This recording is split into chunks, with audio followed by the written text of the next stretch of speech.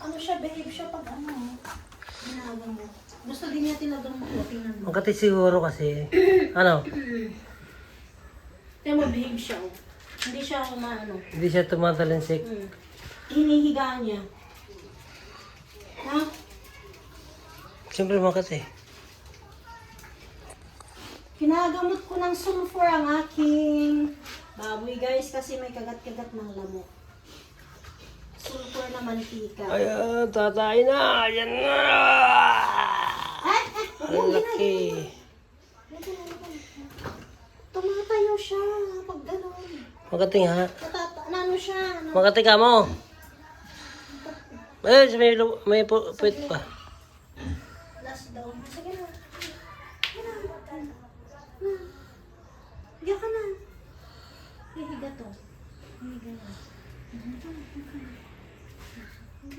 Meron siya dyan, oh.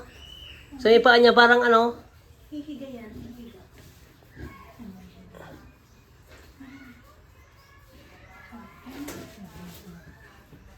Sige. Sige na. Gamutin kita. Oo. Hindi pwedeng ganyan ka lagi.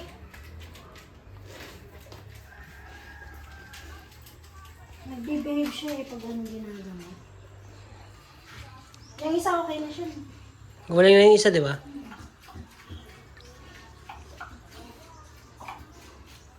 Dito ka rin. Dito rin isa. Isa pa. Isa. Yung malaki yung damihan mo. Yung dyan, no, sa may ano. Tingnan mo sa may, ano niya, oh. Hindi ka dyan. Dito ka na. Sa may buntot. Makati-kati nga siguro kaya dinidikit niya. Dito anak. Yung ano sa iyo. Sa may buntot. Ayun pa mahal, dami, oh. Dito ko na.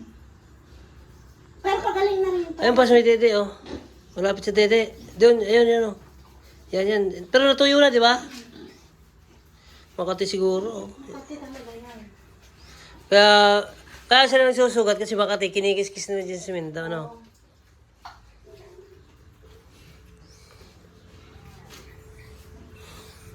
Mantika. Tsaka sulfur, guys. Sa balat ng lamok. Kasi dinadapuan daw to ng langaw. Kaya ganyan. Ano na? Gamutin natin yan. Bukas okay ka na, hindi kita papaliguan. Yan, ang dami mo. Behave nito eh. Pero okay na siya.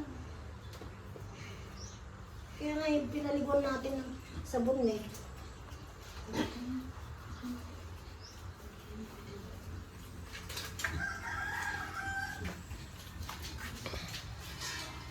Lagay ko na lahat. Yung isa okay naman eh. Pag nagganyan ulit, bumili ng sulfur. Na! Pero hindi na. Yung isa hindi na. Okay, okay na.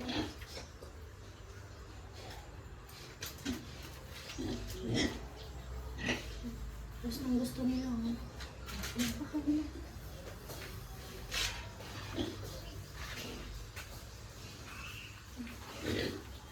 Okay na. Ano yan? Sige, busin ko na to ha. Para maginhawaan ka. Ayun yung pilay dati, no?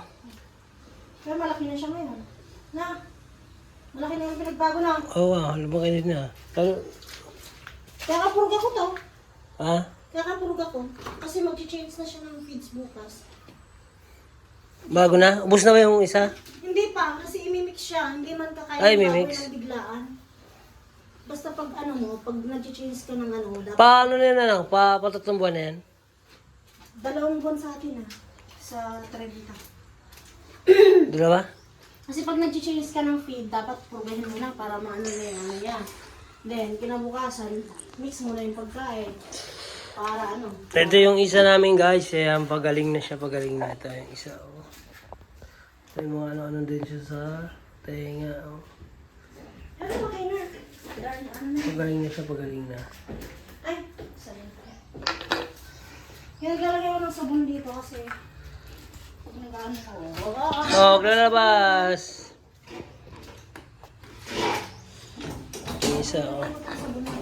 Oh. Pinag-iwalay namin kasi nag-aaway. Nagagawa ng pagkain ka mo, ay nagagawa yung isa. Kaya naiwan tong isa, maliit. Sabon tayo guys. Kaya maliit yung isa, naiwan. Hindi, okay na to. Kaya hindi ko na ilan.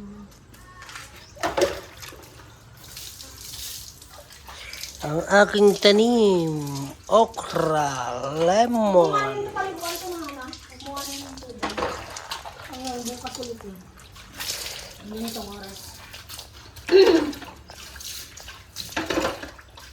Nakaluto naman na ako. Tara na, trabaho ko na. Let's go.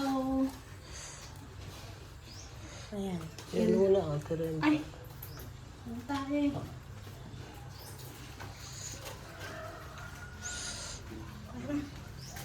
Ano yan tayo?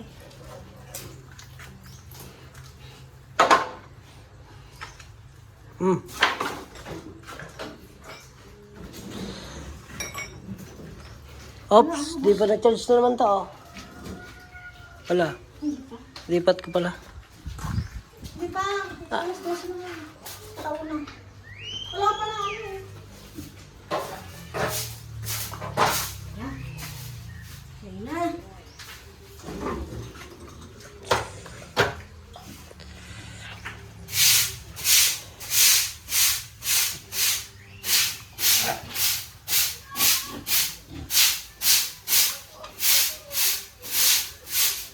Mababait sila ngayon na.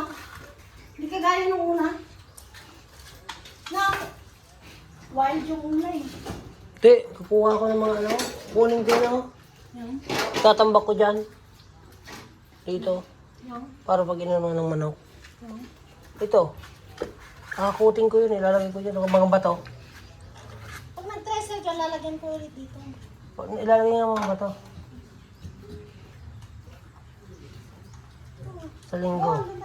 Sa linggo, tirahin ko sa linggo yan. Pabantayin ko na sa linggo, ililipat ko na ulit yung mga ano dun, oh. Sa sunugan. Para ano. Yan, okay lang. Matutulog lang yung... Ang hali na.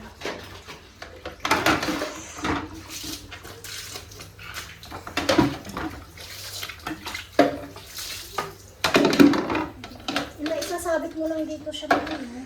Ano. Kaya nandyan yan. Kaya nga nandiyan yan, ibusa mo. Ibusa din ako dito. Dapat pinaano na pala natin ito.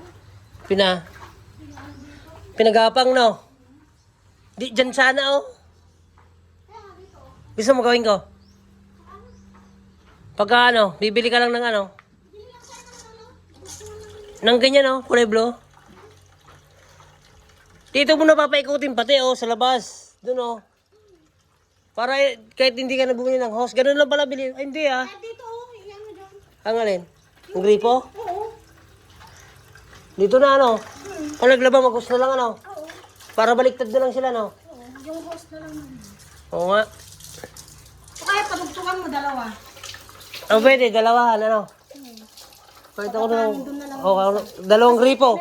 Oh, isang gripo, no? Dito, no? Dito, no? Dito. Extra pa naman na tayo nito. Mayroon. Yung, lalagyan na lang ito. Tapos ito, magapangin na lang isa doon. Kahit isang gripo dito. Oo, diretso dito. Dito, ikabit, oh. Kaya ganun lang naman. Kaya nga. Magkano naman isa niyan? Para diretso na dito. Diyan, paghapang. May pandikit pa rin naman tayo. May tiplon pa. Gripo lang naman bibili natin. Ito yung mga kinakain niya. Ngayon dito inaano. Sayang eh. O, tingnan mo. Kumakain sila.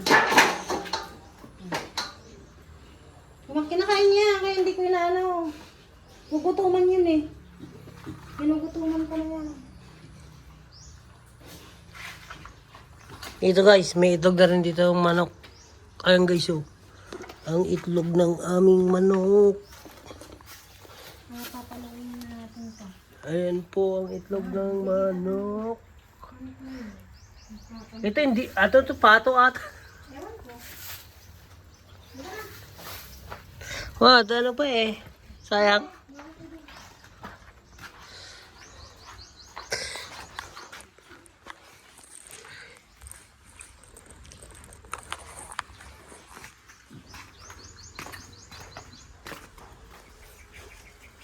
Tanggal muna tayo ng damo dito guys. Madamo na ang ating garden.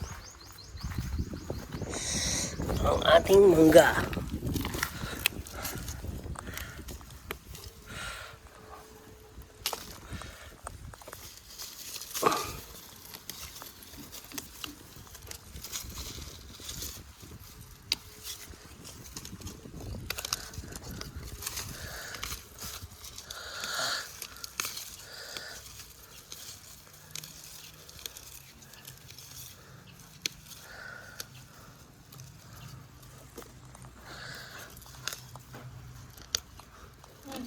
Ano yun? Ay, yung tubig.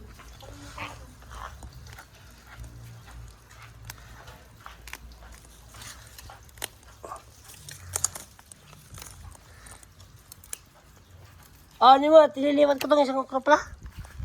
Ililipat ko pala itong isang okra. Sayang. May isa, dalawa. Ito, sayang. Ano dun sa gilid? Hawakan mo to. Sayang eh. Dito, isang... Ito oh. Tapos paano muna doon sa kabila? Ayan. Dito, isang... Ligaw. Hindi, tataano yan. Dahil dilagaw yan. Buto ko pa rin yun. Anong buto? Buto ko. Guys, ganito yung ginawa ko noong kasi nag-abroad ako noon dati. Nag-aalaga ako ng 3 baboy. Then, yan yung inaano kong panglakad-lakad ko noon. Kaya nakakapag-abroad ako noon. Pero syempre, nung mga first time ko mag-abroad, may tao talagang tumulong sa akin. Libre lahat, libre pamasahe papuntang Manila, ganoon. Shoutout po Ate Rose Valdez, yon pinsan ko. Siya po yung stepping stone ko sa pag-abroad. First abroad ko is sa Lebanon, yan. Lebanon yung first abroad ko, which is ang sahod pa lang nun is 8K to 9K pesos sa Pilipinas. Pero yung 9K or 8K na yon is